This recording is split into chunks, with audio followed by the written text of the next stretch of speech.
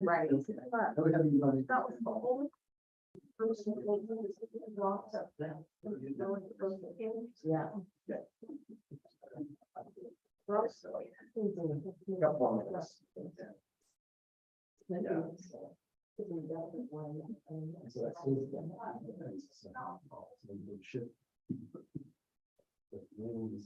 Air station for a while.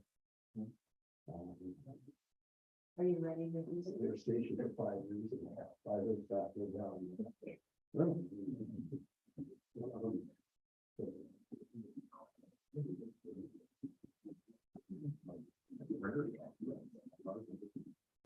Most of the time there, I need to get out.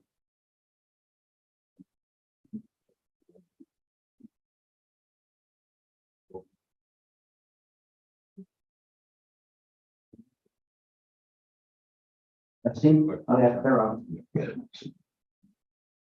Have a horrible ringing or echoing. Yeah. Or is it? Or the intro of some sort of a movie. No.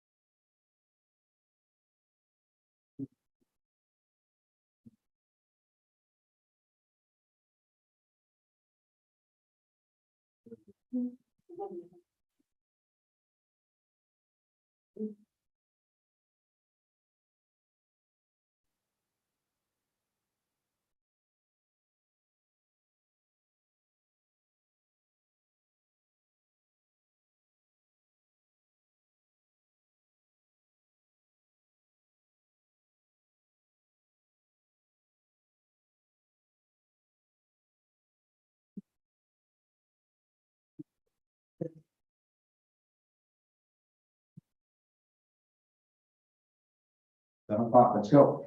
All right, let's go ahead and call this meeting to order. Let's stand for the pledge. Okay, I pledge allegiance to the flag of the United States of America and to the republic which stands one nation under God, indivisible, with liberty and justice for all. All right, before we get moving on, council members, from the consent agenda, and if you haven't seen it, we also have 2 additional consent agenda items to be added. Is there any consent agenda topics you would like to be drawn for regular discussion? We'll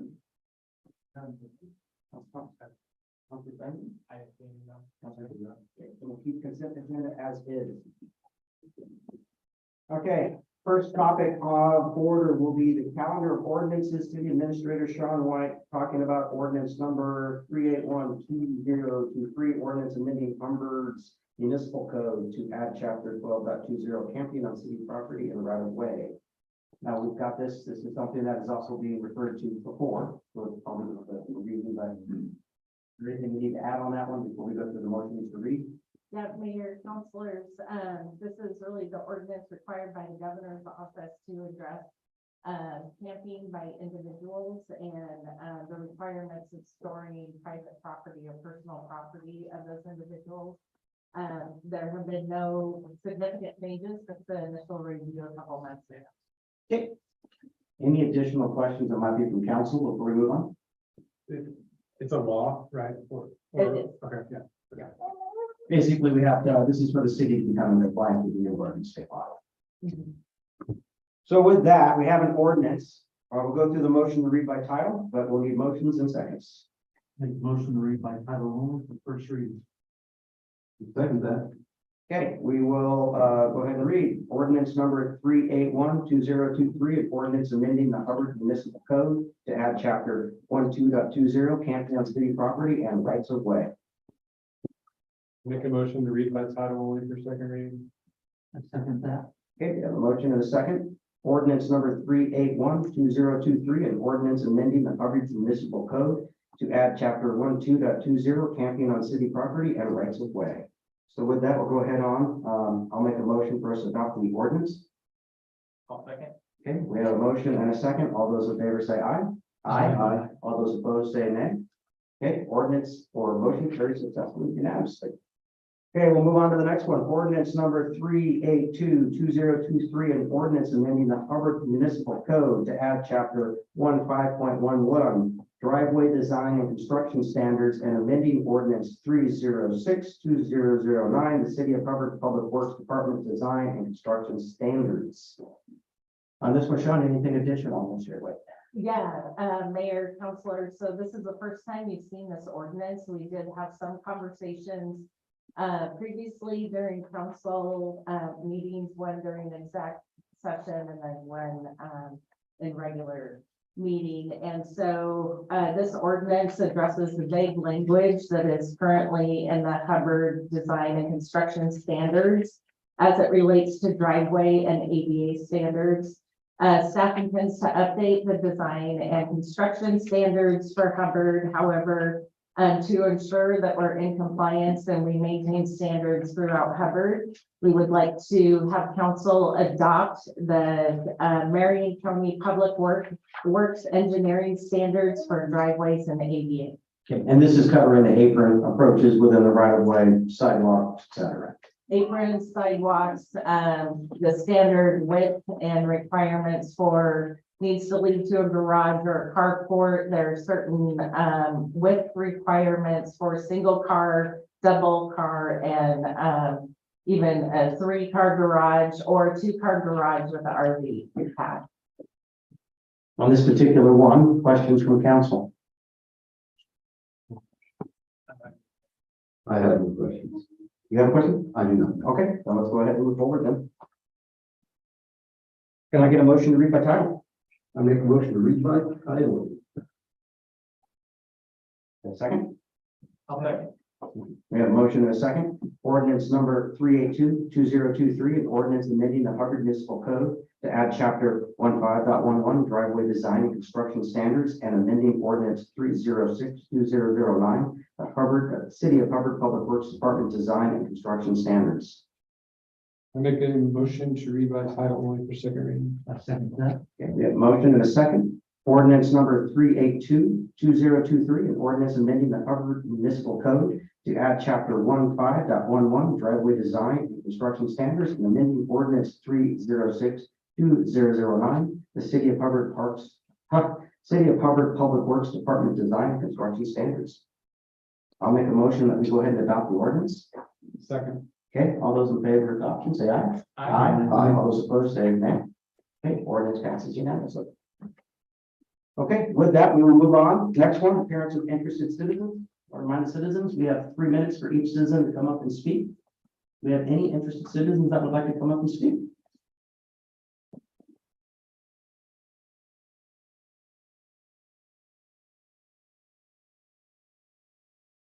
Rocky Sherwood, 2622 Nina Place, Hubbard, Oregon. So, I have a few concerns and I got I got the Mendoza family, the gentleman that Hubbard Police put down as a John Doe when he was murdered by multiple cars on 99. And, one of my concerns is, Mr. Sullivan, the brother of Juan, the one that got brutally police brutality by one of the officers beating up on his brother while he was hovering over his dad that got murdered on 99. So my concern is I've been getting death threats. I've been getting officers come over my house for bullshit things. Excuse me, Rob. Please watch your language. Well, it's kind of bullcrap. No, When you're giving- once again, when you're giving you will my brother maintain out to everybody. decorum. You will maintain the decorum, or we will ask you to leave. Okay, so, Officer White came to my house and that you guys said that I threatened to punch you guys in the face. So, Again, Rocky, if you want to bring up personal items, we can, but this is that's for your a time. concerned citizen thing, and then I've been getting texts and calls. So, and I got witnesses here from Officer White's action, so, I want to address our event that we turned in our application for. It is, going to be the Albert Barnsey Sullivan Arevio Juan Mendoza Memorial Festival, Saturday, October 14th.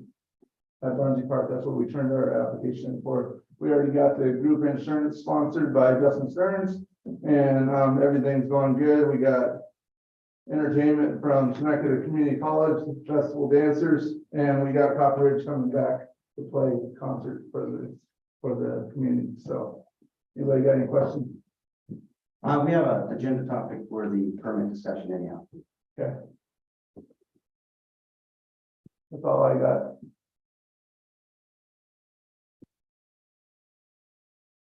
Okay, any other interested citizen that would like to step forward to speak? Go ahead. Guess I must have got here in time. Perfect Matt time. Kennedy, 3635 Fifth Street. I'm gonna bring up something, I guess, is talked with the mayor and staff today about something that you're all probably well aware of, and it's been a topic for me over the decades. I know you're struggling with some staffing at the police department again. It's the same play I've seen a million times, and I realize the struggles that the chief has with keeping staff and whatnot, so I'm not gonna sit here and preach about that, but I have two times over the last couple months had incidents. One was at 2:30 a.m. and one was at 11:15 a.m. yesterday. And both times I called, I was told the officer was on duty and wouldn't be, and I could call the county if I wanted to. And I don't really reach out. I mean, we hopefully don't need the officers too often. And when I moved back to 1998, that was an issue for me that we were not having officers available when they're needed. And we don't know when they're gonna be needed. So 24/7 coverage is always something I know that the council would strive for. I've always been an advocate for, and right now we're struggling again. So I hope that sounds like the city manager and the mayor got some ideas about how to do that. I've had ideas in the past. I'm not here to promote any ideas, but I'm gonna ask that it maybe think outside the box or do something, because it's been decades, different staff levels, different people at the helm, and it's still an issue. So they were not real pressed in emergency in either case, but I would have dialed 911 and say, get somebody here fast. But yesterday I followed a car into town from Woodburn, had out-of-state plates and obvious issues. And I was gonna call ahead of the guy, see if they want to have a conversation with this individual in 99, maybe intersect them, call the office, and I wasn't going to call then, and then they pulled in Hubbard Market parking lot. Well, bingo. Now we have a captive audience and pulled over to do whatever they're doing here, and called, and I'm sorry, nobody's on. And but you can call the county, call dispatch, and I thought on, but then I'm not gonna, it wasn't that urgent. Like I said, the other one was at 2:30 a.m. that I quit up with a couple hours, and then finally called into the dispatch number, and sorry, no one's on tonight. So that's it, and hope you can address it and follow into live in a safe and continually pleasant community. So thanks for your attention to it. Thank you, Mr. Kennedy. Thank you. Any additional comments from the audience? You're welcome to come up and speak. Okay, if not, we will continue moving on. Next one is going to be mayor and or city council presentations. Now, council, I typically don't take this time to actually address the community, but in this time I feel I must. Our city council has been mentioned in numerous Facebook video posts and made accusations against us. With that, though, they were all blatantly false. And I plan to read the statements here and then add a corrected statement that can be put into the minutes. So at least they can be covered. The first one was a claim was made 3 months ago or so that homeless camping was going to be allowed underneath the water tower, prominently mentioned on a Facebook post. The correction, camping will be designated in the parking lot of the city hall only, and the storage of belongings will be added in the facility maintenance area that is under the water tower. For those in the audience that are interested, that is the ordinance we actually just passed today. At no time did the city ever discuss and or approve camping underneath the water tower. The next one, a claim that decisions are made in executive session. The correction on that, city council cannot decide any decisions in closed executive sessions. These sessions are required by law for employment-related topics and or legal advice from city council. However, city council has not nor ever have decided by vote in any executive session. So the audience knows, and or those that are watching, when we actually do have a city council executive session, we have to close that session and then have a vote on any action or decision that will be made. We cannot make that decision in executive session. That is a part of public record, goes into our official minutes. The next one, city council has made no investment in the city. I found this one pretty troubling, because anyone that's been in the city for the last 6 years, if not even longer, knows the city has made pretty good investments in the city. So the correction is city council has increased investments in the city over the past 7 years. Examples, we have revitalized the city hall. Cheese Street between 99 and First Street has been completely redone. 7th Street has been repaved, at least up to the part on the older part. 5th Street has been repaved. A street has, other streets have also been repaved. Sidewalks on A Street have been added as well as been repaved. So sidewalks on 3rd Street, sidewalks on 5th Street, new trash receptacles have been put in. We've actually put in a new emergency generator for the city hall. Hopefully it's working properly now. And on top of that, we've also increased homeowner assistance for sidewalk replacement. Prior to that, it was $300 for every time a sidewalk needed to be replaced. This year, we've actually increased that to $1,500, trying to make sure that the sidewalks that the homeowners are responsible to actually replace have good enough assistance from the city to help them make that happen. Additionally, this city has invested quite a lot of money in our splash fountain through pump replacements and other efforts there as well. So again, the claim that the city has not made any investments in the city is blatantly false. The next one, the city denied the Harvest Festival permit. I find this one interesting because this was claimed immediately after the last city council meeting. The city council had not received any permit request for this year's festival when the statement was made. In fact, the permit for this was actually submitted, I believe, 2 weeks ago, if I'm not mistaken, on the 28th of August. We have it in our packet for today.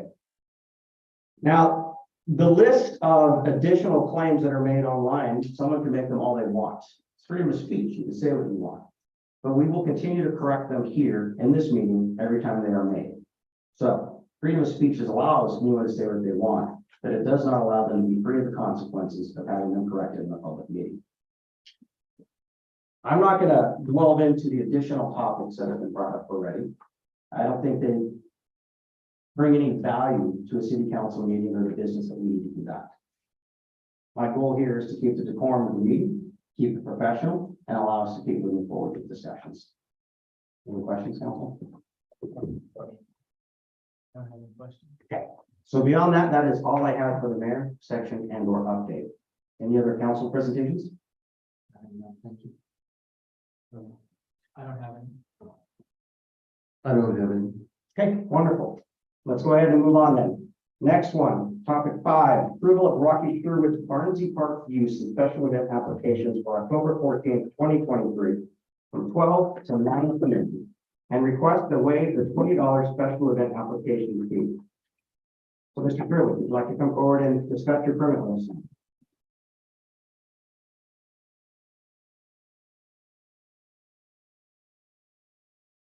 Rocky Sherwood 2622 Indian Place. Turned in my permit and I worked off that $20 by cleaning up behind Barnsey Park when it was a disaster and raked up all the pine cones behind the bathrooms. So it just makes me really sad that the Barnsey family donates a lot of money to help upkeep the park, and it just seems like the park's just falling down the bad end of the hill, you know what I mean? Turning in the bad direction. With the baseball field and everything, the weeds, everything. So, but I guess it's not a priority. So, I'm going to trust not a priority, Mr. Sherwood. You asked online when the last time those benches were painted. I know exactly when they were painted. They were painted in the year 2019. I painted it with my son and the Elliots. That's when those were painted. You want to ask a question about when the last time the Barcus was put around that park? I did that with my son as well. You know, the deceased one that's in Aurora Cemetery. He and I went down and we spent an entire weekend shoveling, I don't know, about 8 to 10 yards of park dust around Barnsey Park by ourselves. So when you want to talk about a park not falling up to your standards, I apologize for that. I'm sure City Works and Public Works will work on trying to improve that. But I'm not going to let you degrade the park that I think our city staff does a pretty good job on. I appreciate you taking the time to break the pine cones behind the bathroom. Probably needed to be done. But I don't know why that would be a quid pro quo example to waive fee. But I'll leave that at that. What we're here to talk about is your permit request. Okay. So on your permit, Can you please outline to me what you're planning to do? Because I've heard various reports on what you promised the community, and I'm not seeing it necessarily show up in what you're showing here. My first question for you, will you or will you not have vendors? Vendors? Yes. Because you're the event organizer, I want to make sure that we know exactly what the scope of your. We had a few vendors reach out, but we didn't want to go forward until the permit was processed tonight. Okay, so as an event, are you going to be the one coordinating insurance coverage for them? No, they're gonna reach out and get their own insurance. Okay, and how are you coordinating that insurance coverage with the city then? They're gonna, go to the city and get all that stuff taken care of like last year. Okay, if that's the case, and I might ask Administrator Noble at this point in time, what is the latest you can accept a vendor application? I don't mean to put you on the spot. Oh, yeah. Administrator. We need at least, 4 to 5 working days to process those. So 1 week prior, business days, okay? Next one I have a question is food trucks. We got Fuego, Mexican Grill from Salem, ran by the Army National Guard. They agreed to come out and to do the food and possibly wood crust fire pizza. Okay, on both of those, are they submitting insurance information and are applicable permitting through the city? Yep, they got their permits already through Marion County and everything else, But that's not through the city. but they'll have their permits in the city. Okay, what about this tractor pull? Tractor pull? Yeah. You announced online that Pape was going to sponsor a tractor pull. No, like tractor rides. Tractor rides, tractor pull. Can you Tractor explain that? pulls like, you're like saying like you pull, but tractor rides. Okay, and are they doing this? The, Adam's right here, so Adam, you wanna come up and talk to him about that?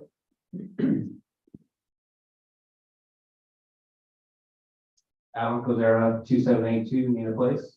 Pape is willing to sponsor hay rides is what it is. It's a small UTV with a trailer behind it with hay bales on it for people to ride. Can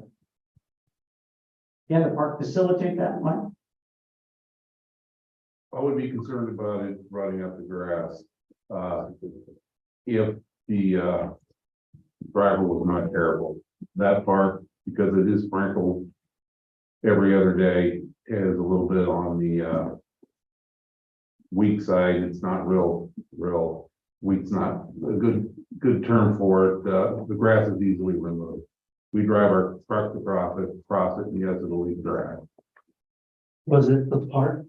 I mean, I don't know where the hay rides are gonna be. Were they gonna be in the parking lot? Were they gonna be around the outside edge, north side, south side?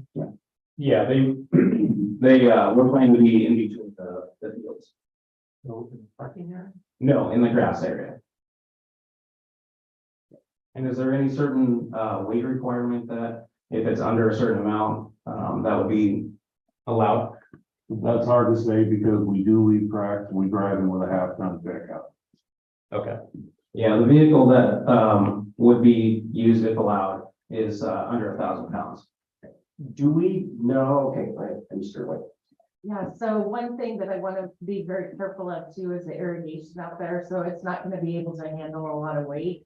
So we'll have to, I would assume, do a walkthrough to make sure that you're not going over any sprinkler heads or irrigation or anything that can get damaged.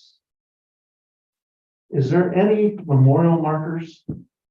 Still, Not on the outside of the cable line. If that's where he's talking about doing it, we're okay with sprinkler heads and we're okay with markers. Markers are generally around the walking path next to the trees. that's what I'm confused. Is it in the parking area or on the outside edge? No, it's around like, Yeah, the area in between the baseball field and I guess it'd be the basketball or tennis court. we have had no issues tearing up the grass On on the the north. north side of the parking lot.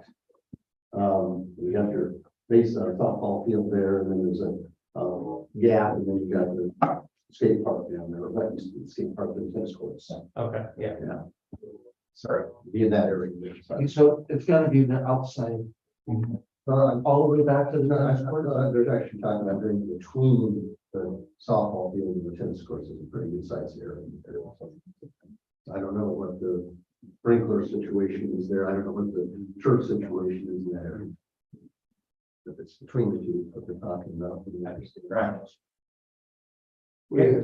We've had no issues in the past couple of years with any damage to the field and no, damage to the park. We normally return the park, if not, better than how we received it. We do a really good job picking up after the event and keeping everything looking nice. So we've had the tractor hay rides out there before. Last couple of years, They have been out there. and they have been advertised, and then we had no issues. We actually even did homecoming court last year. We call it homecoming court. They were their first ride from 5 to 9, when they did the ride, right? Who's covering the liability insurance on this? We are through our event insurance, Does the event insurance cover the hayride? up to $1 million. He did get liability insurance that's required for the park use, so I believe that would be. Good.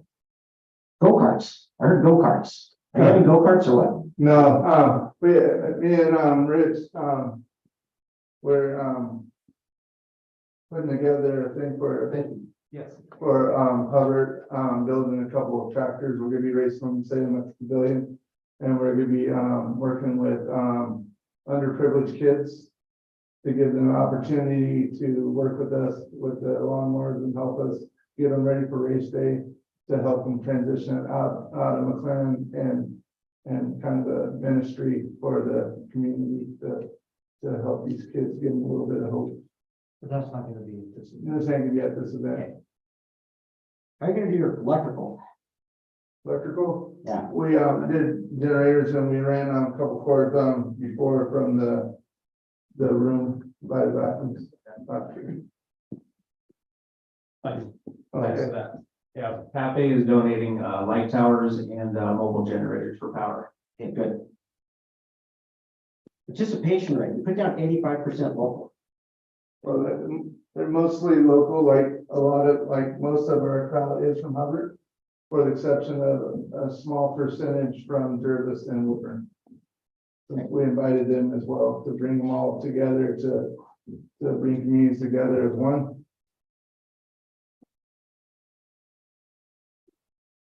I would ask no more questions, council. There's no questions?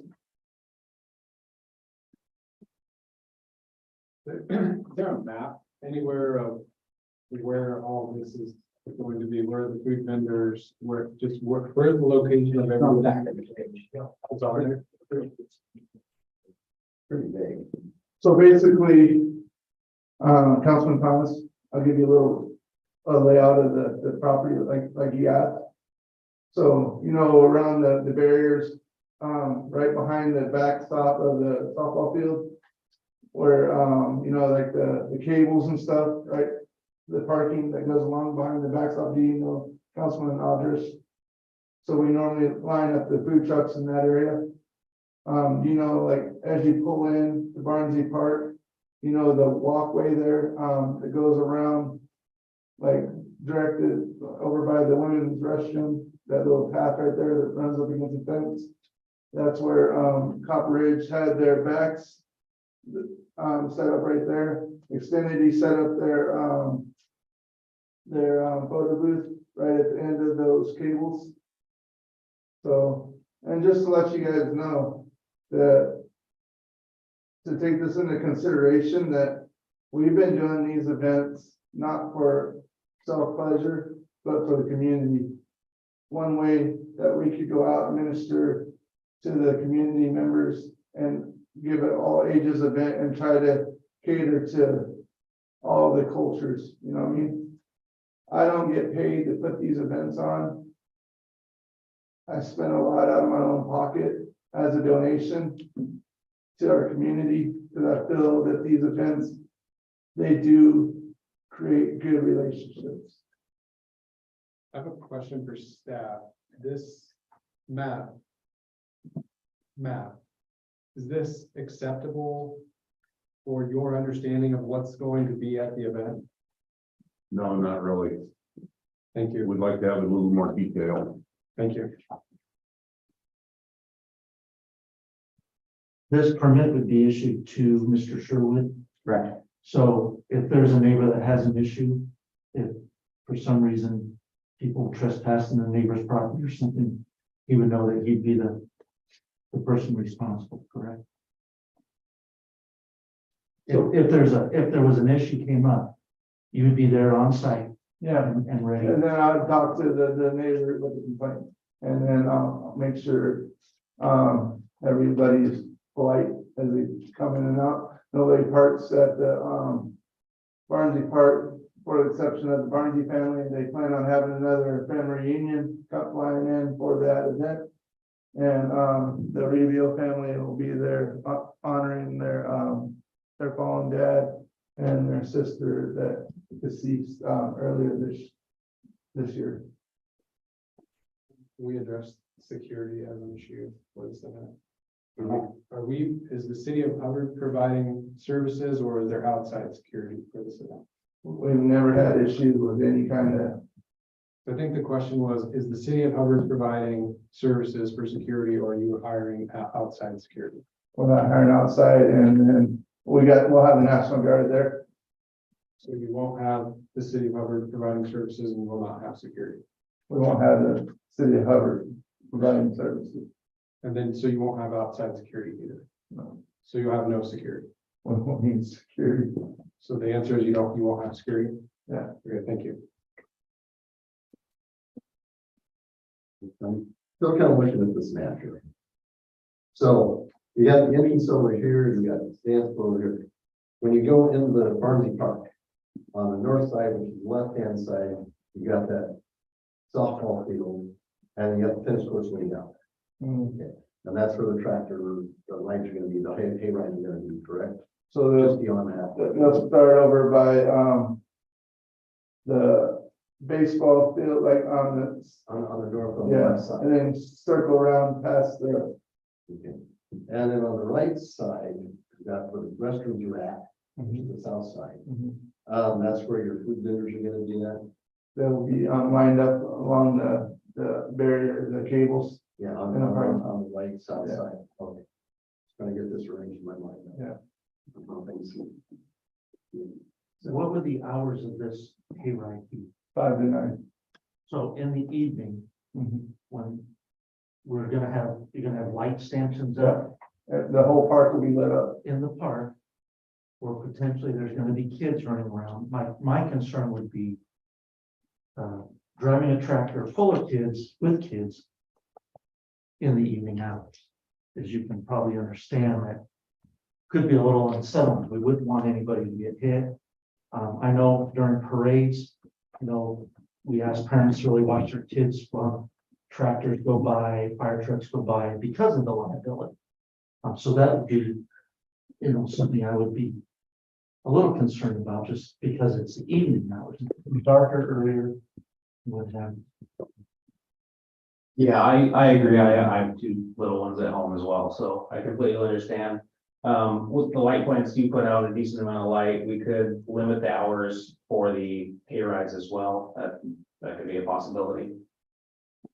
Probably would be a little bit better for noise as well. any additional questions? This is for October 14th, if I'm not 14th. mistaken. And I'm just kind of looking at the sign right now. It's starting to get kind of dark out there. It's 7:30, so from 5 to 9. Yeah, so I know there's gonna be lighting for this. I'm gonna have red lighting for the hay rides. Yeah, that's what it's gonna be. See through the slats in the window right now, so it's getting dark in this. That's a month away. Thank you for bringing up the point about lighting. On this map, Rocky, where are the lights going to be located? You want to tell them the lighting situation? Yep. Since you set them up. Yeah, the lighting is mobile. I've got two, I can have 3 light plants on site. They can be placed wherever it's needed. They do put out a pretty decent spread of light. On this map, where would you say they would be? This is the first time I've seen that. So is that the backstop right here? Yeah. So, okay, so the light stands will be like right here, right there, and then right here. So over here, here, Hayride's gonna be way up north, right? they're gonna be going like right. On their side. My name's Rich Jones, I'm 2140 Banksville. Rocky's even got me confused with this. The festival that he has is, it's a community gathering for food off of vendor trucks. Okay, he has some vendor trucks come in there, they have their own generators, they pump up whatever. I believe last year they used a riding lawnmower tractor. It's not a tractor. It was a riding lawnmower with a couple little buckets and a couple things, and that's for small toddlers to go around. And they were on the very north side of the back of the baseball field where nobody was. All the people, I believe they had cones that actually blocked off where the tractor did its little figure eight and its little 4 to 6 year olds and yippee having a good time. And then he had a live band that was in the baseball field. And that's where he had his mic and his PA system set up, and he did his little bingo calls and da. And then along the edge of the tree line there where the baseball field's on the north, and then there's the trees right there. Then there were a couple little community gatherings where they sold homemade jewelry, pottery, cups, doodads, stuff like that. Just community people selling some doodads. And this is just from 5 o'clock until 9 o'clock. Patrick donates all the lights that make it like a football stadium going off. It's bright. And then, and there's no drinking or anything. So it's a very family oriented situation. The quote tractor is a riding lawnmower, maybe it's side by side that they have nowadays, but it's just a slow moving thing for small little kids. And it's sectioned off from the other part, so there's no real interaction. And then the rest of it is basically just the Hubbard community can come and get tacos or pizza or Italian or whatever food carts decide that they can make it there to get 4 hours of Hubbard community. Hosting our first. And then there was nothing. It was very peaceful and delightful, but I wasn't understanding it very well. So I just want to come up and see if I can help make that clear for everybody. Thank you. Our bottom line is safety, that's all we're. It's been safe the last couple of years, we haven't had no issues. And people are real pleasant when they leave the event, and they're pleasant when they come into the event. And if we see something out of line, then we just talk to the people. We kind of let them know that dogs on leashes we'll put up with, but we won't put up with any straggling dogs due to the little kids and stuff in the area. I have a question, another question for staff. Check the box, yes, on the application for outdoor entertainment or music. Is there a waiver associated with this permit for the sound amplification? Because I'm sure it's over the limit. No, so that was one thing that we did ask for some follow-up on how loud that music was gonna be. Okay. Did we get clarification? Not yet. On the permit, again, back to city staff, any permission allowed to move bleachers or equipment expected to stay where they are? The equipment's expected to stay. Any other questions from council?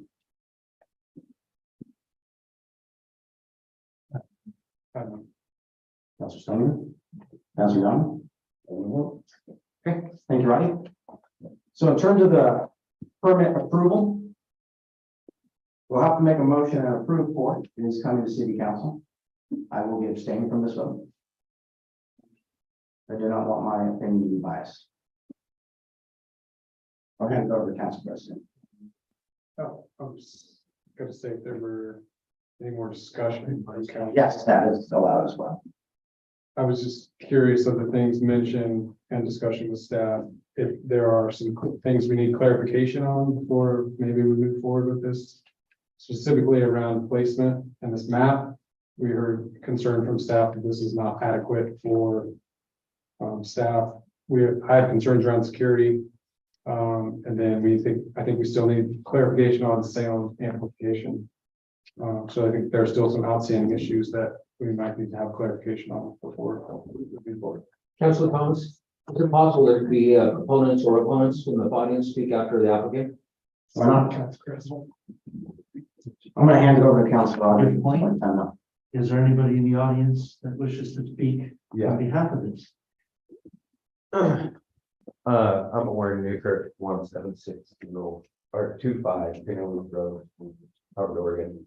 So just under clarification, so we're gonna have this event and then the city police will not be helping with the event in the realm of security. Is that correct? Different Chief Ranch. So actually, I'll respond to that. So no, typically our police force, we will help out once in a while. It's not expected, except for like parades, we will help out with that. But on events like this, we might, if we're not getting called out, be able to be there, but we cannot guarantee that. Okay, so, and then from my understanding, the event as of right now is not hiring private security. So then we have a group of community and if something happens, we have limited police force with no security of the event. Is that what I'm understanding? That was my understanding. That would be correct. We have tried to address this in the past about how big of an event needs to be held before we require security. So that is still in the works, Yeah, but we have not had. and I'm not questioning the police force, I'm just thinking like on a private event where it's like at some point that event has to be, in my opinion, as a community member, at some point there has to be private security hired. In my opinion. And I believe that opinion could be shared with any number of us, Okay, especially in this room. all right. Chief Rash would like to add something. So, I was at the event 2 years ago, not last year, because I was in Dallas, Texas, but it was a pretty tame event. It was mostly was family oriented, and I believe they did have the tractor riding around. I didn't see any safety thing, and I was there from what it was, I don't know, I think it was just 5 to 9 in that day. I don't know what they did last year. I haven't marked on my calendar. I was planning on being out that day and down at the event. We have Officer Hart, an officer going to be scheduled on patrol. And like, as in last year, they probably stopped by. I don't expect them to stay there. But they would be available. But I will say from 2 years ago, the event did not get out of hand at all. It was actually a very good family event. So, Okay, thank you. And to address Mr. Newkirk, as these events grows, instead of being 50 people, it grow 200, 300, and I understand that. Yeah. The unknown, Yeah, I just question like what, we're inviting multiple communities here. At, what point do we have 300 people? and they not all get along. And I agree, like, I was at that event too, and I appreciate you, but we had, like, was there anything presented like any numbers given out, like how many people to the council? No. So we don't at this time have any, like, estimated. Okay, thank you. I can tell you the food trucks sold out, if I remember right, all of them. So there's enough to do that. Okay, Can I say something again?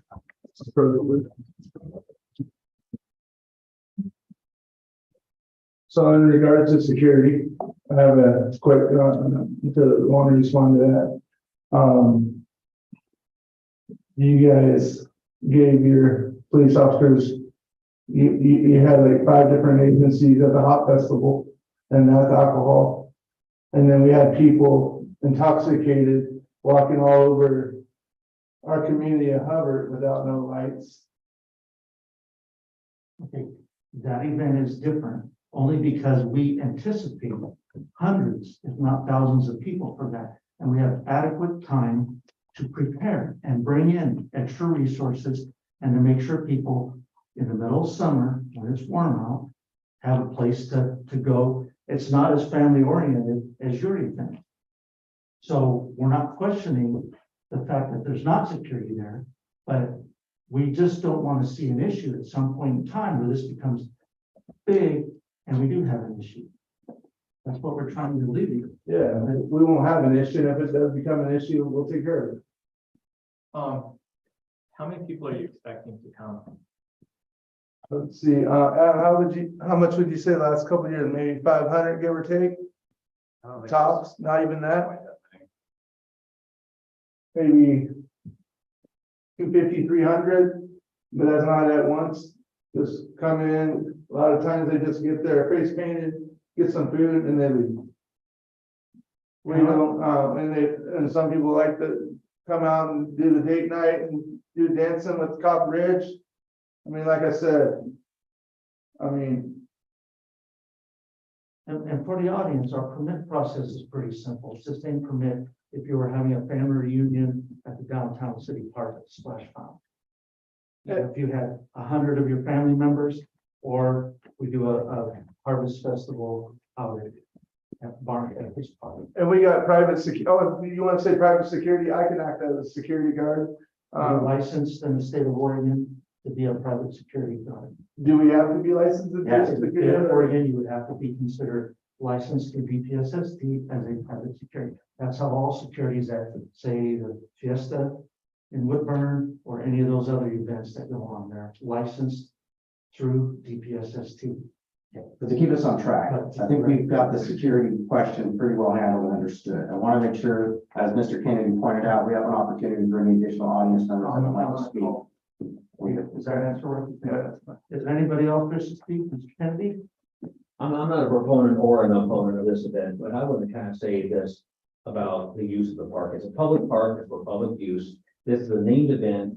I understand some of the liabilities, but you can't CYA yourself over everything. And I go by that park on Sunday afternoons, and there's a crap ton of people out there playing soccer, competitive sport, where you could have all kinds of issues. People can get in fights, people are using the park. It's the same thing I've dealt with in the past, where people around the park don't like noise. You live on a park, and it's not a golf course, and now people are using it, and they're loud, and you're complaining. It's a park, it's to be used. So outside of this event, all this over cautionary stuff, in my mind's eye, it sounds like the bases are covered. But, you don't need, and I did attend it a couple years ago, walked in and out. It's a fine event, and I think that, you can do some analysis paralysis, or you can let people use the park, and I would probably promote the use of the park. Thank you. Council, any other discussion? Oh, sorry. Crystal Rossville, 3427 4th Street. I would like to speak in favor of the Harvest Festival for the children. I know many children that have attended. I know that there is security concerns, and I think that in the future, if these permits were turned in within the 90 days or farther out than the 90 days is required, a lot of these discussions would be solved. It's last minute details that really are challenging to plan for. As an event planner, in part of my employment, I would highly suggest that the people involved in planning would start turning in this documentation 6 months in advance as required in other event plannings outside of the city. But I would say, I hope that this festival can bring joy to the children in a safe manner, and that if everybody is respectful consistently, then I think that this would be a good celebration. Thank you. Any other discussion?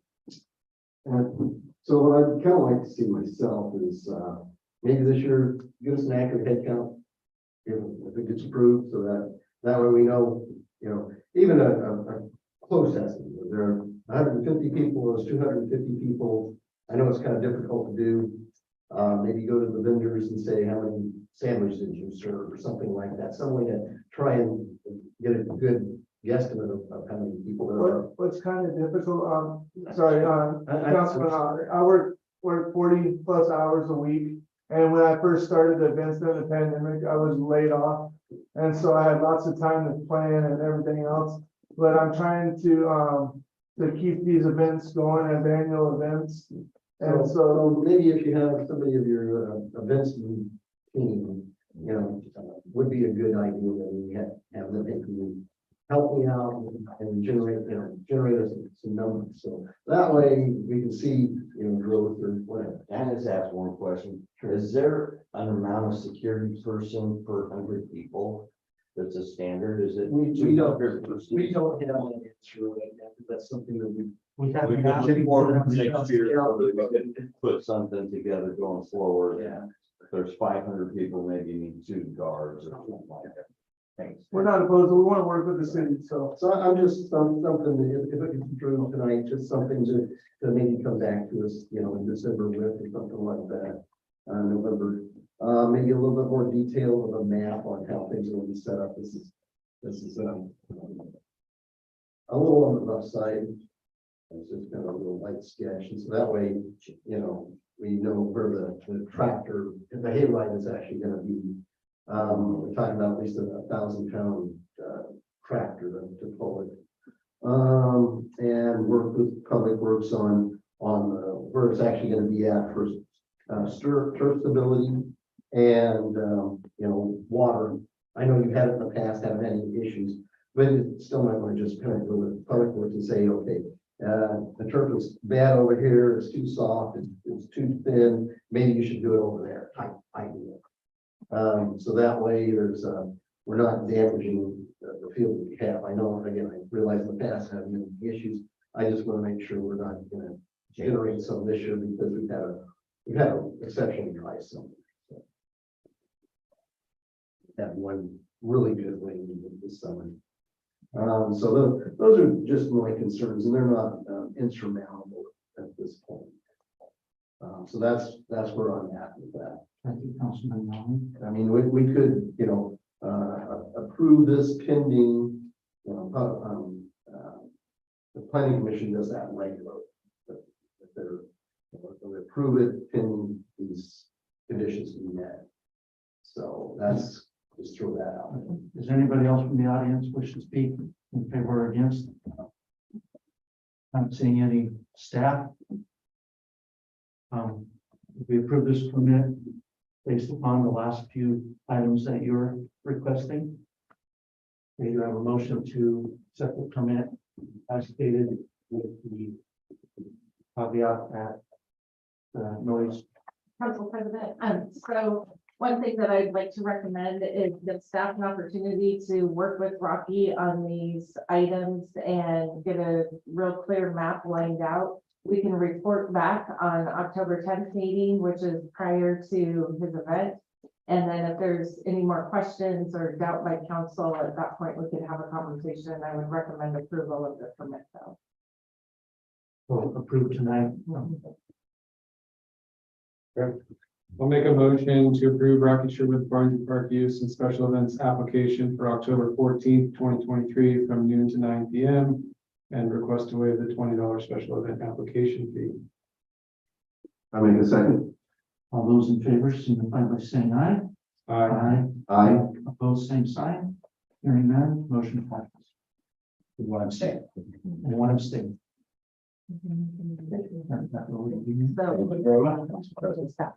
So the motion should include also to work with staff to answer the, questions, I'm sorry. He wants to amend the motion.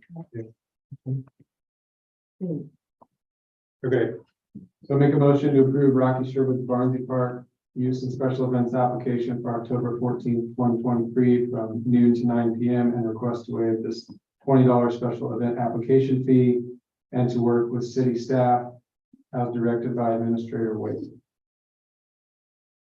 I make a second on that.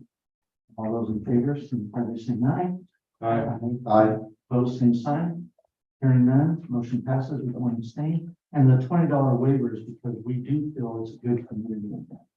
Thank you.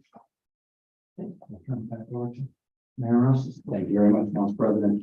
Okay, let's move on to city administrator report, and we'll start off with Administrator Wade. Okay, thank you, Mayor, Council. So we'll start with my monthly report. Year-end close activities have been completed. Auditors are working through the materials that have been provided to them, no questions at this time. Maybe some few process improvements for just control, but overall things are looking pretty good. I have spoken to council several times about the Ford Foundation grant application. I found out that it has been approved for the Community Investment Economic Development Study. I vetted 5 consultants last Friday, and of those 3 will be submitting formal proposals, which I should be receiving by the end of next week. The anticipated grant award is $20,000 for phase 1 of the work.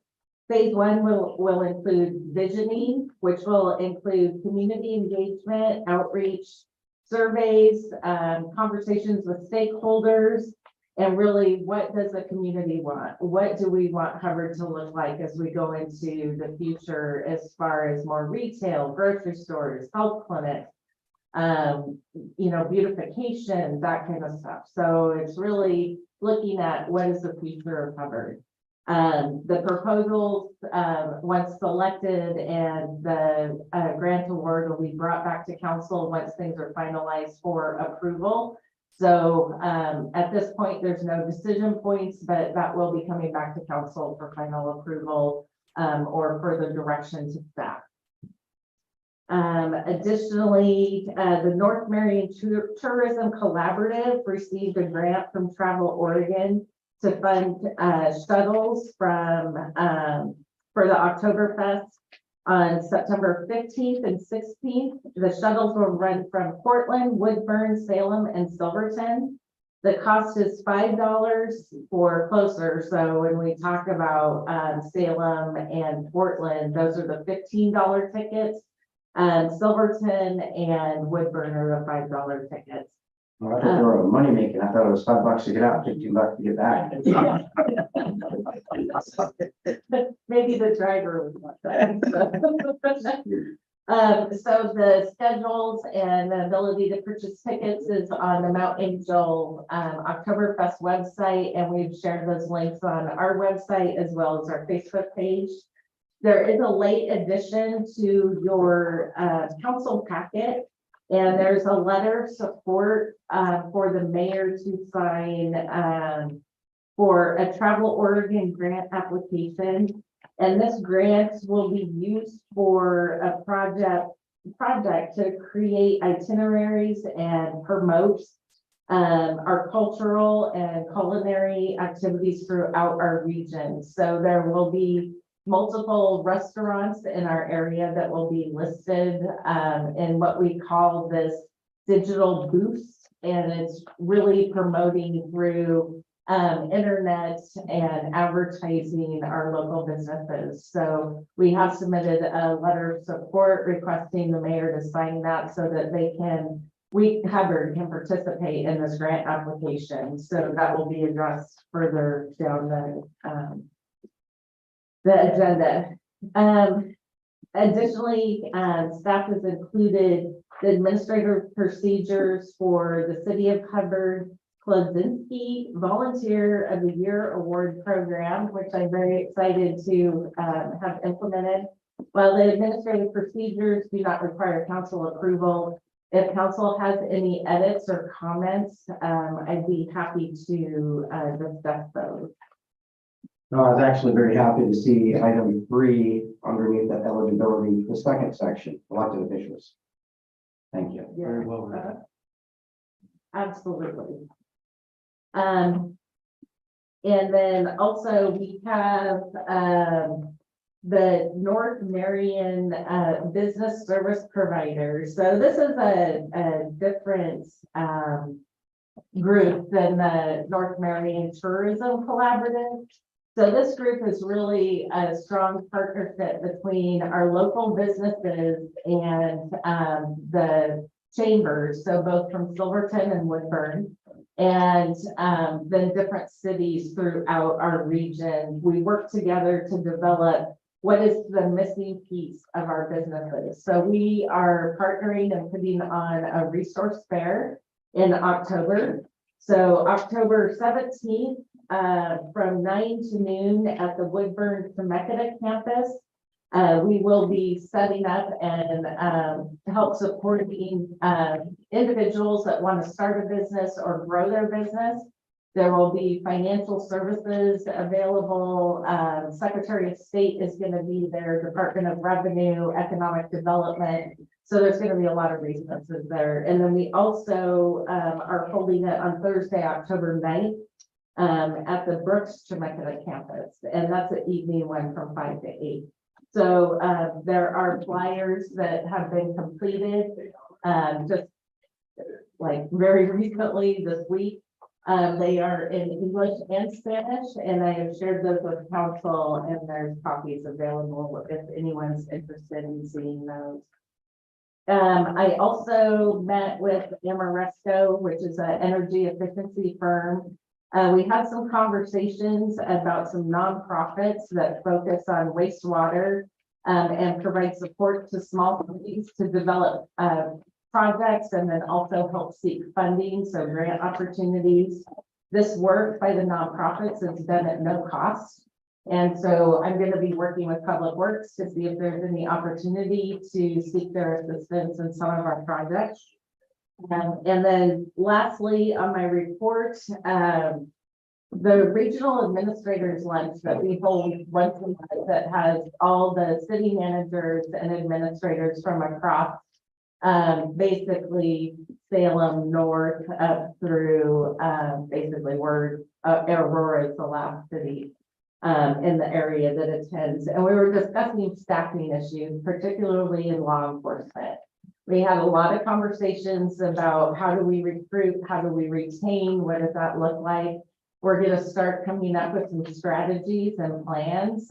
We have a meeting on Friday to start picking that off. So we're excited that we're coming together as a team and really talking about, we want to encourage our staff to develop and grow. And if that means moving on, that's okay with us. But we don't want people coaching our people. So we're going to try and start partnering there. So that is it for my administrative report. Any questions for Minister Wade? Thank you. No questions. And I do appreciate your weekly updates. Those are fantastic and for doing those. Yeah. We'll move on to Police Department, Chief Rash.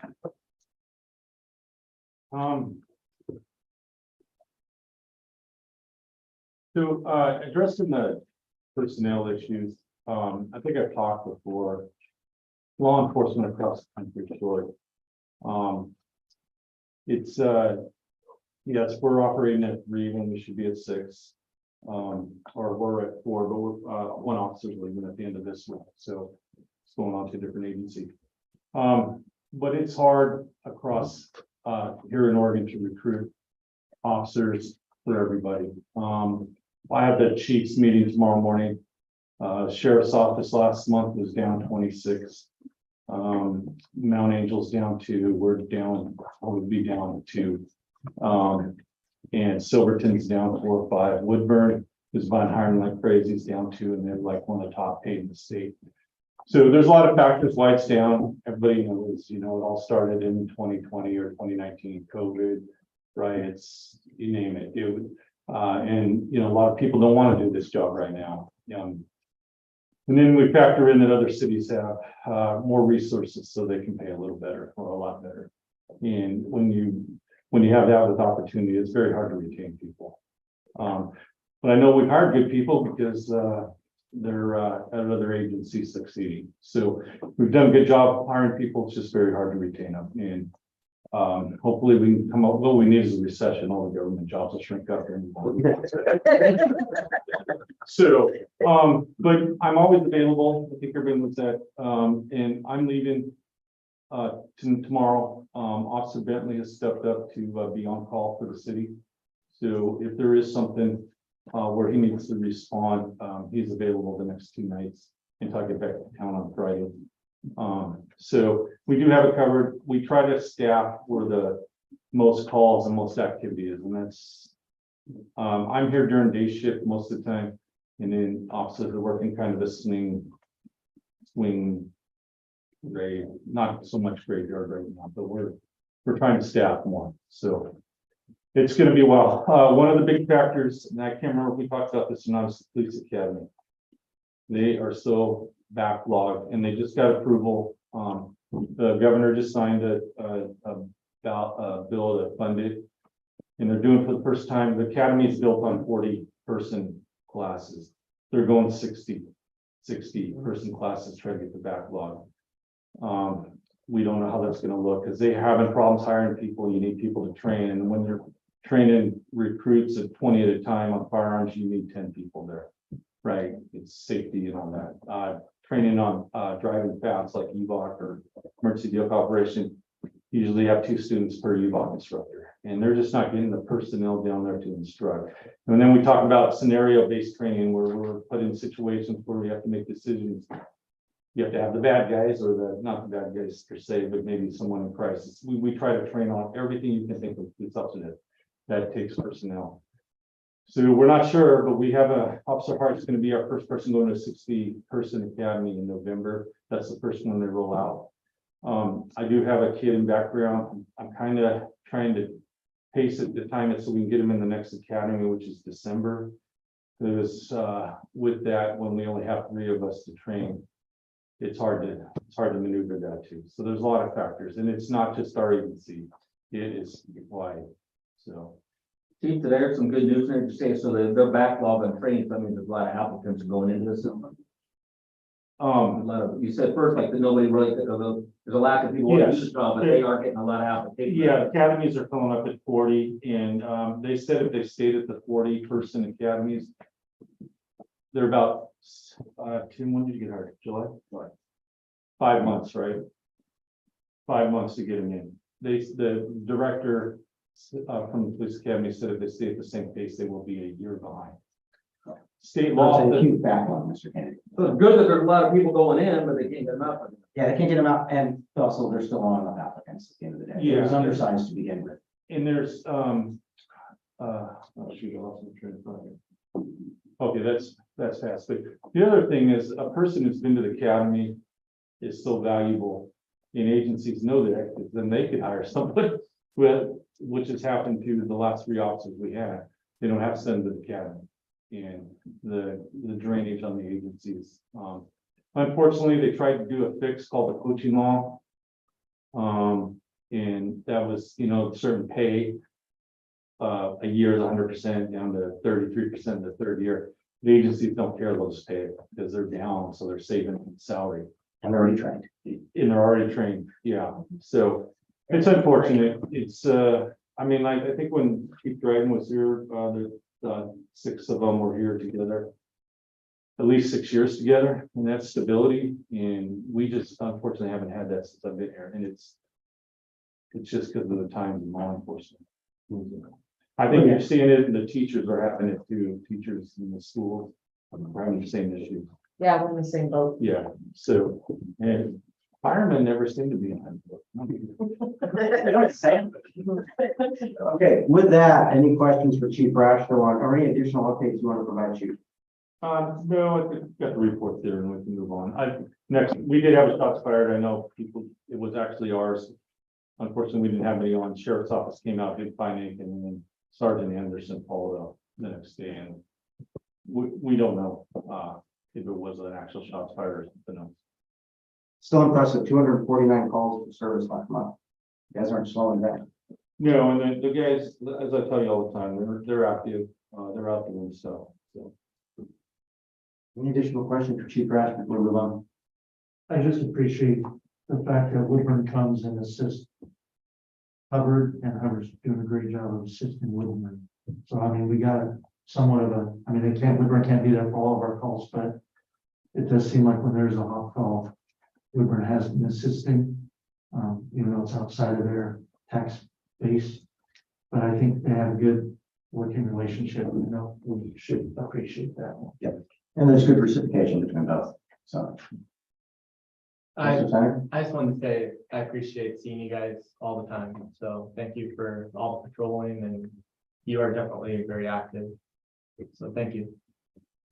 No questions. Okay, thank you, Chief Rashford. Next, let's go on to the administrative department, and it would be Director Noble.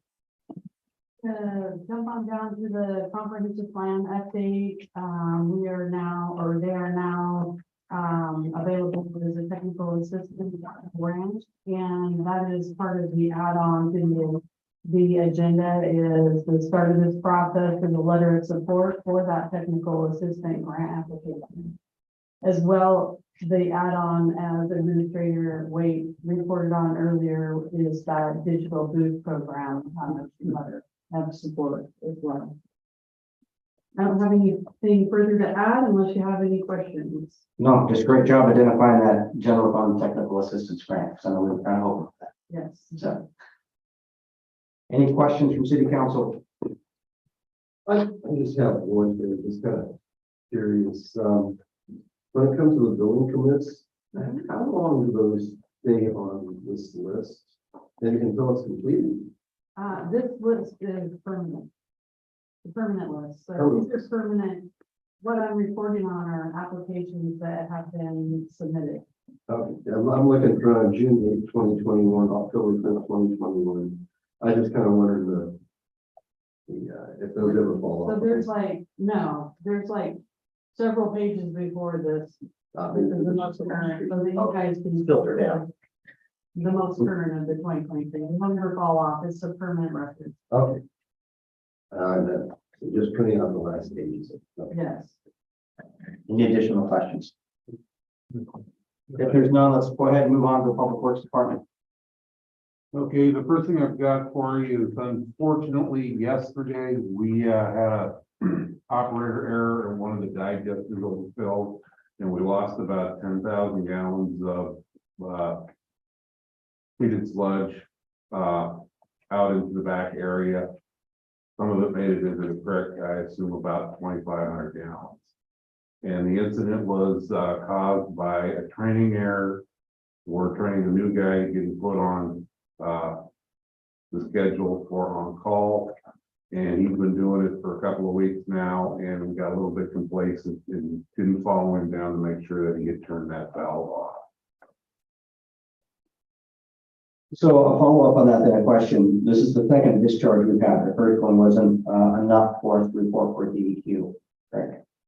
The first one was, but that was in 2020, and we did report it to DEQ. If we get a release from the plant, we have to, by law, notify DEQ and jump through the hoops and the paperwork.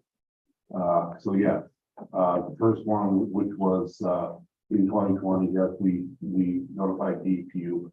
We filled out the SSO report. We got a full of water resources. Did everything that was required by law for us to do. So has there been no other discharge in between now and the last year?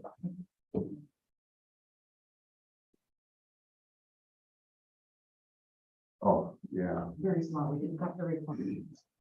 that was, we do a winter storm. Yeah. Yeah, we had one, I guess, you're right, about a year and a half ago during that heavy winter storm, I believe in 2021, late 2021.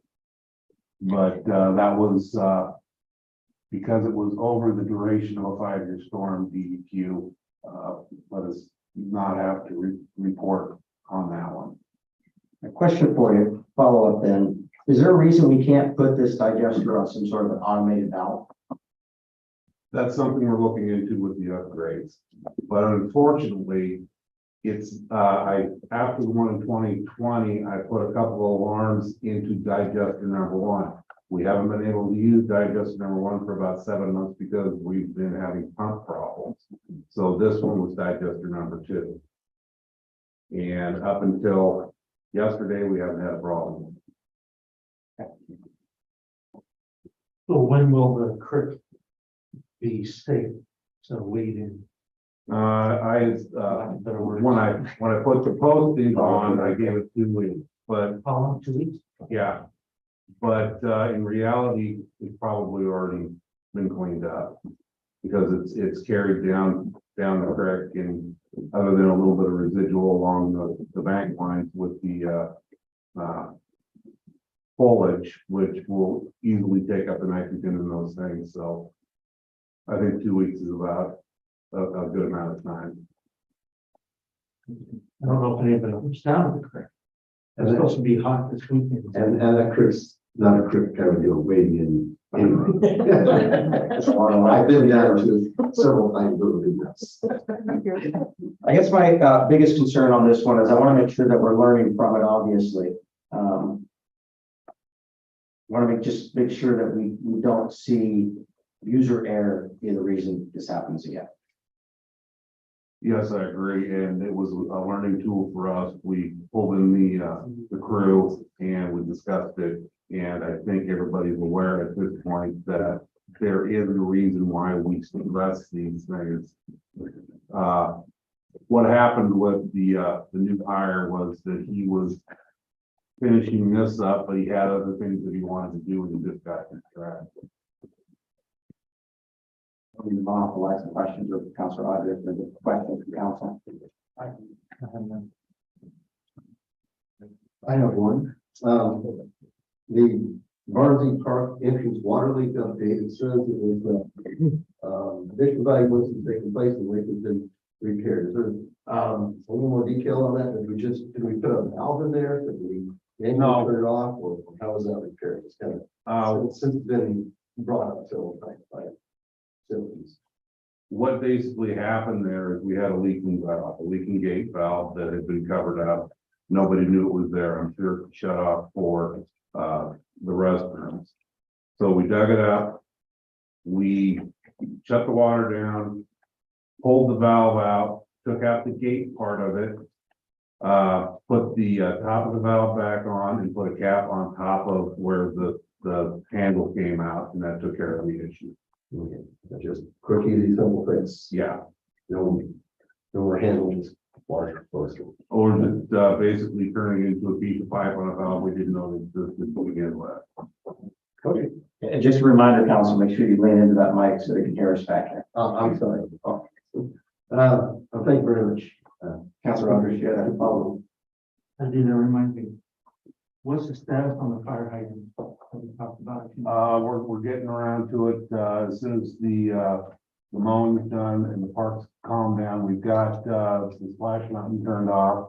It's probably gonna start, sometime next month. I've got the, fire hydrant, the barrel sitting in the yard. It's just a matter of getting the crew together and getting it done. Okay, how's the season wrapping up in terms of sidewalk improvements? How are we doing with the residents that are engaged to try to upgrade their sidewalks or address them? We're, putting together another list to get a second mailing out. Too late for this season for that, so we'll get it all prepared and then we'll get it out in the spring and we'll hit them again with another list to get those sidewalk repairs done.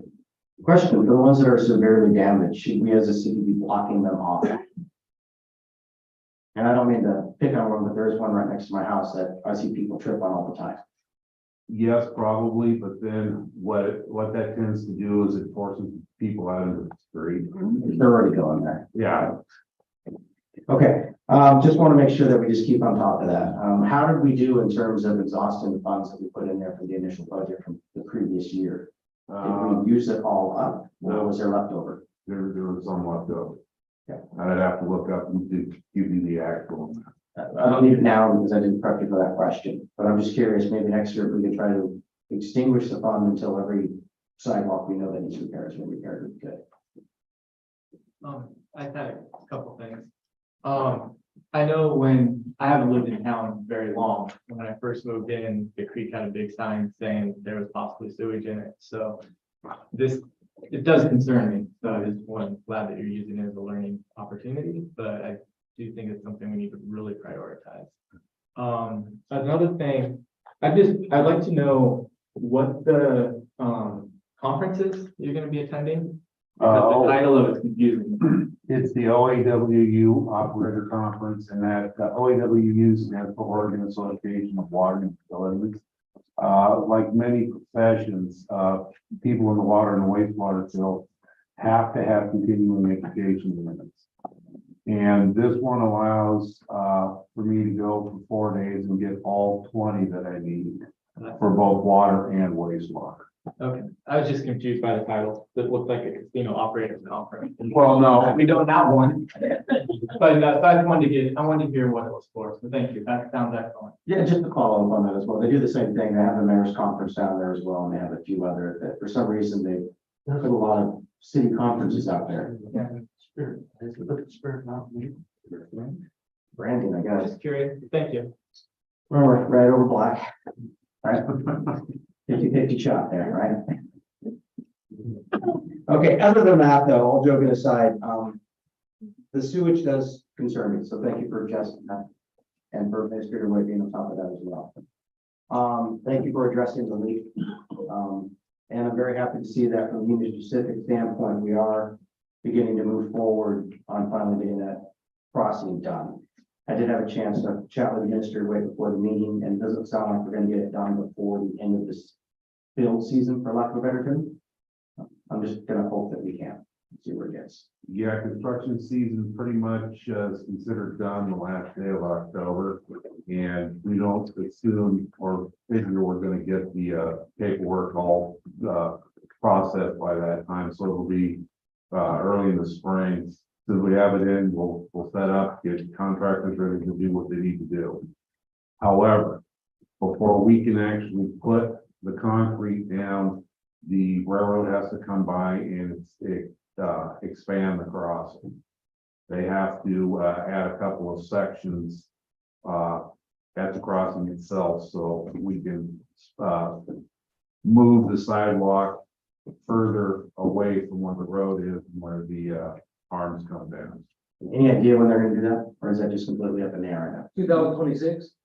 now? Problem. I knew Pacific was quick. It only took 2 years to get the stuff cut along the railroads that was fire danger, so. Answer your question, no, but we can put a little bit of pressure on them as soon as we get the documentation. It'd be great to see if we can get this thing done in April Yeah, next year. I agree. Just to clarify, that's the crossing at G Street, where everybody who walks to the post office, we have a lot of elderly, a lot of older people that walk daily to the post office, and that's been one of the things on our top list is to get that whole sidewalk cleaned up, so it's not a trip hazard. And Public Works last year was able to replace all they could legally up to the railroad boundary. So now we're in the final steps of getting the railroad to buy off. And this did start about 3 years ago, I think. 4 years. 4 years ago, we flew people in, look at it and take measurements. We put new signage up to help mitigate that, and it's finally come to fruition. My comment on that is I'm glad to see it finally taking place. This has been being requested for literally 20 years. Easily 15, under my watch. Easily 15 years. We've been trying to work with Union Pacific to get this in place. So I'm very happy to finally see it. Thank you, Superintendent Krebs and Administrative Assistant Linda Olinger for all their tireless work on this project. This has been way long coming. Finally happy to see it. Finally see an agreement in front of us that we can sign as a big deal. So, now, I do want to back up for a moment. I apologize to Administrator Waite and the council in general as well. We get this combined cash investment, and we get this report. In the past, it's been condensed more, and then also I've seen it a lot longer than this. There's quite a few numbers on here. Just asking the council, is this something we need to have on this entirety, or is there some way we can condense it down to make it a little more easily digestible? Because I sit down and I look through this thing, and after the first 5 pages, my eyes begin to blur. It's great. So I'm just kind of wondering, is there any way we can maybe condense it down to a little more digestible information? If the council is up to that or not, if there's Administrator Wade has any recommendations on that, I would gladly like to hear them. I think a couple of years ago, we actually had a simple report, about 3 or 4 graphical indicators that just showed where we were. I think that's probably more than sufficient. Yeah, so Mayor, Council, that is one of the things that I've been working on, is setting up some new financial reporting models for council's consideration. I've been including some updates about some of the financial analysis that I've been doing, but I want to get closer to kind of goal setting, and when we start doing budget kickoff closer to January, where I say, okay, this is kind of what I'm looking like, what things look like, this is where our financial forecast is going, are these reports sufficient? So we are moving in that direction. Okay, I just, We will have to revise some things, technical things for us on our side, because we are required to put this in the packet, but we can change that. okay, appreciate that. Thank you very much for that information. Yeah, I started looking, I like to be able to look through things and understand them. And like I said, I get through the first few pages and the numbers begin to blur and I don't quite understand what I'm looking at anymore. Apologize for that. I'm just being honest, John. So I'd like to be able to understand. Okay, so with that, any other discussions in for public works at this point in time and or return to administrative way? Okay, with that, let's go ahead and move on to other agenda. I don't think we have chief department online. No. Okay, so we'll go ahead and move past that. Let's go on, A, discuss and approve police chief recruitment process. Okay, thank you, Mayor and Council. In the council packet, you'll see a draft recruitment process, a job description and a brochure. There was a council memo that was submitted late for your council packet that explains the proposed change to the classification. In summary, concluding conversations with our city attorney, Chief Rash, and other city administrators and managers across our area with similar or like police departments. I'm making the recommendation that we change the classification to an exempt position. Under fair labor law, the job meets all the requirements of an exempt classification status. After having approximately 5 months to observe the call out pattern and accrued compensatory time for the chief, it is difficult to manage and maintain an accrual balance under 60 hours. And the demands of the job during normal working hours and times when this position needs to attend evening meetings or respond to an incident in the evening or weekend is frequent, or just when I give the chief a random phone call at night. So moving this position to an exempt classification status will provide the incumbent with the opportunity and flexibility to manage time to ensure that the city and staffing needs are met, but at the same time being able to maintain a work-life balance. Exempt positions do not manage their time by the hour. So it's really a professional work week. So the assumption is you're going to work more than 40 hours a week. But once you get to that 45-hour a week, you start kind of managing your work week. It's very similar to what I do.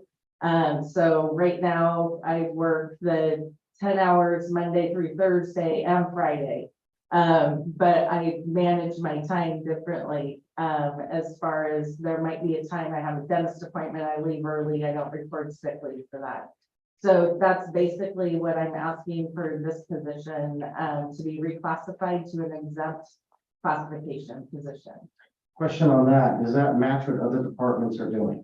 Yes, so there are very few, actually, city or county that this type of position would be in a place where they earn overtime or compensatory time. All of them except for one I found is actually exempt. Any concerns or questions from council on reclassifying it as an exempt versus a non-exempt position? Non-exempt being obviously one that can qualify for overtime. As long as we don't have any fears of it causing a problem finding someone, I think it sounds makes good sense. Okay, yeah, I don't think it'll cause any difficulty in finding somebody. It actually creates a little more flexibility in someone's life. I think it'd be more positive for the position.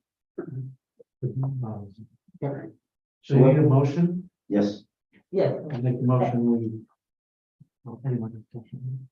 No, I think we're good on discussion. Yeah. Make a motion that we keep the job description and recruitment of chief of police and option A for the approval of revised job description and proposed recruitment process. for chief of police. I'll second that.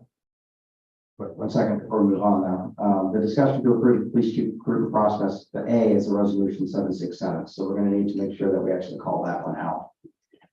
So in this case, just to correct it, we will make a motion for resolution 7672023, a resolution adopting the job description for the police chief and repealing resolution number 642018. But I just do that before Vicky corrects us. With option Well, and so we'll go into additional conversation quickly about the recruitment process that just requires approval. It doesn't have to be a formal vote. So, Right, so we can move forward then at least approve that description. So we have a motion.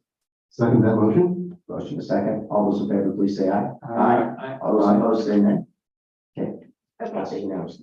So then the second piece of it, there's a recruitment brochure. It's not in final stagings yet. We're still getting some proofreading edits. I appreciate those that have provided some edits thus far. And so we will be finalizing this, and then also I have provided the proposed recruitment process for council's consideration. As a reminder, under the city ordinance, I provide the recruitment process. Council makes the final decision of which candidate is hired.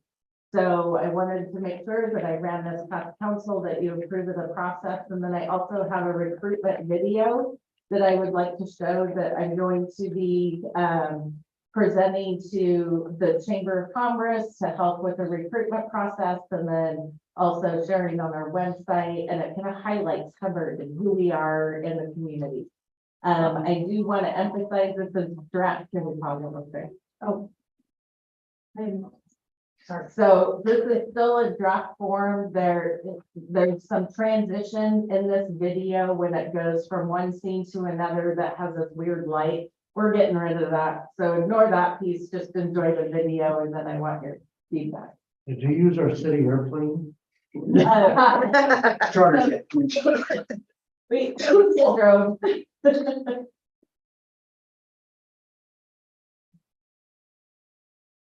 Ready now? I am. Okay, done talking.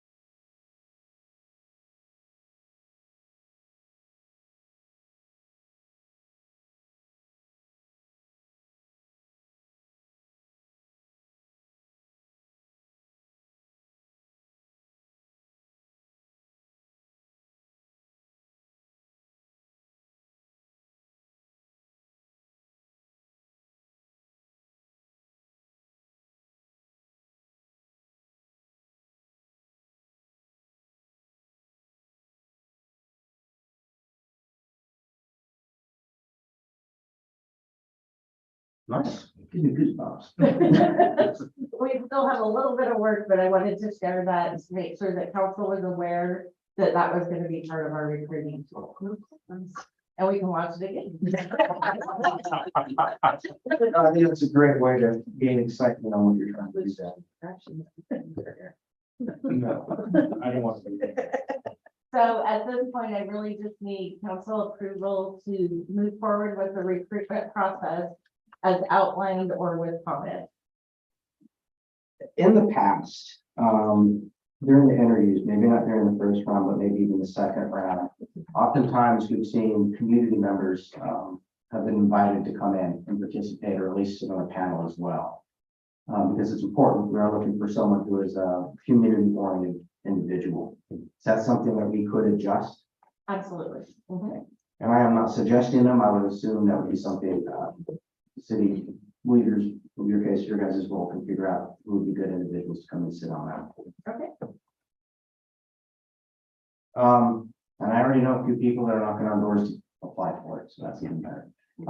Council, any other questions we might have on this recruiting process, video or anything else? Thank you for doing it. On the video itself, it wasn't shot at the same time we did different pieces of it, I don't think.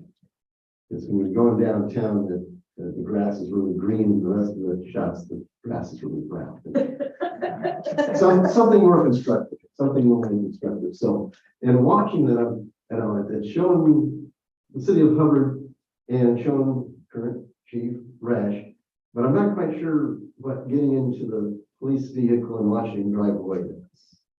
It was just something we added. We can edit that out. You know, I mean, shot of Chief Rash, that's great, shots the police, equipment, that's great. But actually, you know, maybe it's showing he's retiring, maybe that's.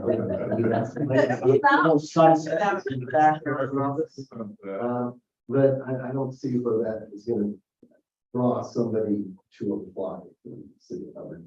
You know, and I'm not saying let's not shoot Chief Rash or the rest of the police department. I mean, that would be good to show,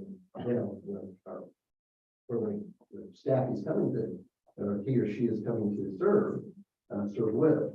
But maybe we could just do something with that portion. Then great shots of the water tower and downtown and the memorial, Veterans Memorial. Those are really good shots. I like those. I thought it was a nice added touch. Yeah. So yeah, those are good shots of the city. But just that last part there. So you know, it looks good. Go ahead and move forward with it. I mean, I'm not a content production person. I do have a nephew that is that, but I don't know if I get this time for free. He makes really good money. But I don't know. Maybe I'll send him a message tonight. Okay, so at this point, you just need consensus amongst us. You don't need a motion or a vote to go right forward. Any other closing comments then? Okay, if not, let's go ahead and move on then. Thank you. Number 8, discussion regarding HMC chapter 2.11 city administrator wait. Okay, thank you, Mayor, Council. So in chapter 2.11, the city administrator section, council is to establish a set of performance standards with the city administrator to be reviewed at an annual review. Additionally, the code states that the city administrator should receive general pay increases that staff receive other than the annual merit increase, which will be determined at the annual review. So staff, I'm requesting that we set up a work session to establish performance standards. I've been in my position for approximately, a little over 5 months now. And so I'd like to get some clear standards about what I'm looking at towards my review in March. And then also requesting the COLA increase that the rest of staff received July 1st. Currently, I'm not making as much money as my staff. You set something up in October, would that be acceptable? Or do you want to do something sooner? I know October is totally fine. But October, a date in October work for council. Unknown, maybe, I don't know if we have a planning session planned for the following Tuesday or if we can do it on Wednesday. But pretty much send out some options and I'm assuming we'll figure out, let's pull together a session for you. Would you like me to shoot some dates over? That'd be wonderful. Please.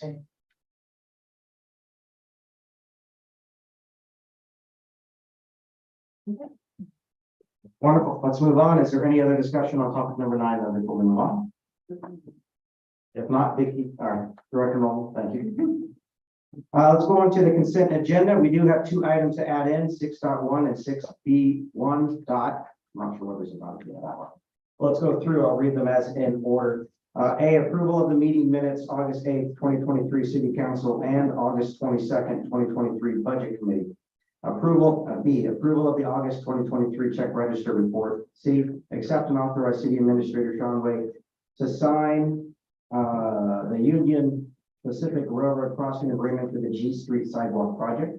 B, authorize Public Works Superintendent Mike Krebs to assign the Safe Drinking Water Revolving Loan Fund, SEWRLF, Water System Improvement Project Phase 1B to Hubbard City Engineer Matt Wellington. I'm sure Wellington. Okay.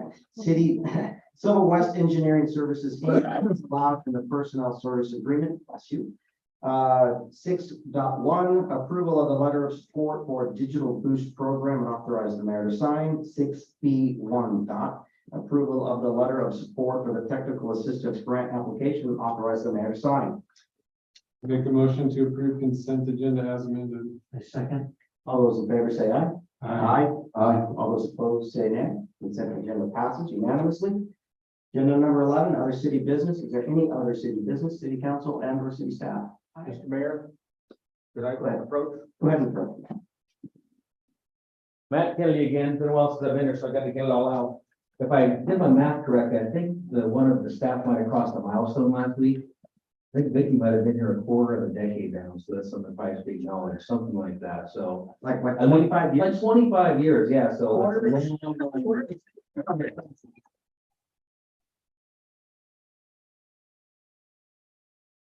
That is worthy other city business. I don't want to sing happy birthday.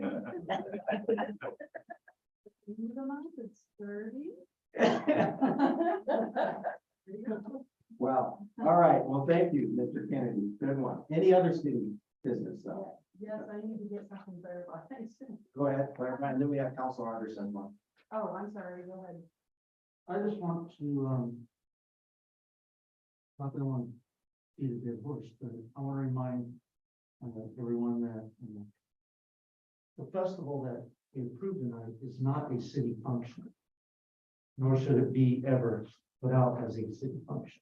We are supporting we have said it's great to have a city function, but it is not in any way supported by the city as a city function.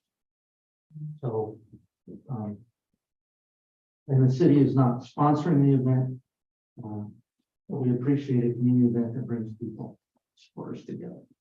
But other than that, we have no say. That's right. It's not ours. It's not ours. That's it. I just wanted to back up and give a little bit of clarification on, line item 9. I'm going to set up a meeting, but the other piece of that was the COLA. If council wanted to go ahead and authorize the COLA for the city administrator. It was given to the rest of the staff. I just have a question on that. Why was it not included in the budget? I don't remember why we increased it for everybody except for your position. Oh, okay. I attended that meeting and Counselor Wade was too kind to include herself because she was a new hire. That's what I thought was the only reason for it. Yeah, I'm making a motion that we do increase the COLA part, approve the scheduled work session October to discuss the performance standards that will be the basis for city administrator's annual performance evaluation and approve the general increase of 6.88 COLA. Second. Okay, we have a motion to second. All those in favor say aye. Aye. Aye. All those opposed say nay. And when is that effective? It has to be retroactive. I'm assuming it'll have to be retroactive to when the rest of the staff is done. Okay, thank you. What? So I wasn't gonna seek retroactive, so I was thinking the next pay period, it will keep it easier for director. Yeah, we appreciate that, but I think moving it to retroactive is the best way to go. I agree. Administrator, what you've been worth your weight in gold to this city. We appreciate it. We truly do. Okay, with that. Administrator, wait. Make a motion, we end the meeting. Second. All those in favor say aye. Aye. Okay, meeting adjourned. Thank you.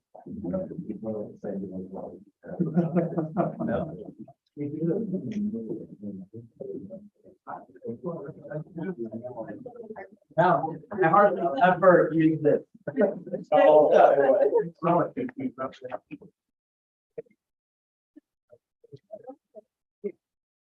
You're using.